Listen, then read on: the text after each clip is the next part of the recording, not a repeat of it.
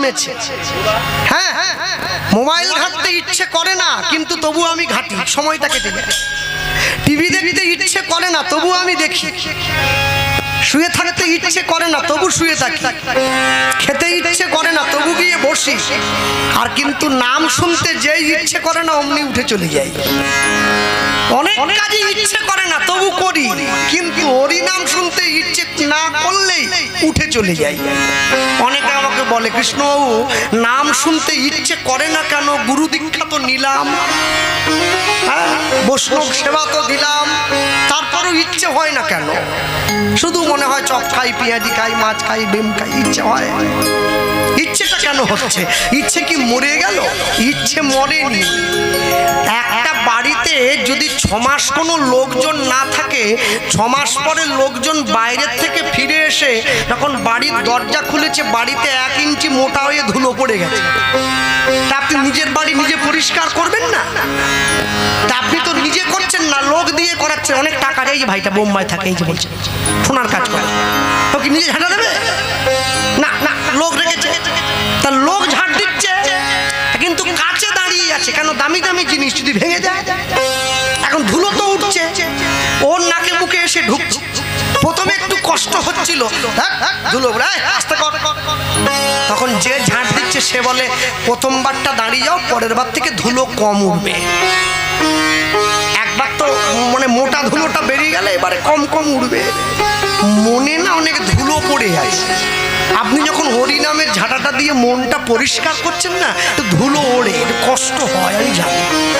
চট করে বসতে চায় না। প্রথমবারে ঝাঁট দিয়ে মোটা ধুলোটা বের করে দিতে পারলে, এইবারে মালিক বলে, আমি যে এত সুন্দর ঘর করেছিলাম, আমি তো নিজেই জানতে পারি, দারুণ ঘর হয়েছে।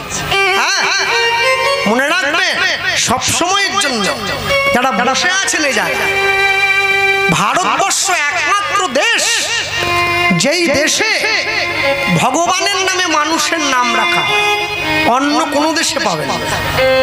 গৌরাঙ্গ সুন্দর দাস ভগবানের নাম, নিত্যানন্দ চক্রবর্তী দেখেছে ভগবানের নামে নাম, হ্যাঁ, রাধেশ্যাম মণ্ডল ভগবানের নাম।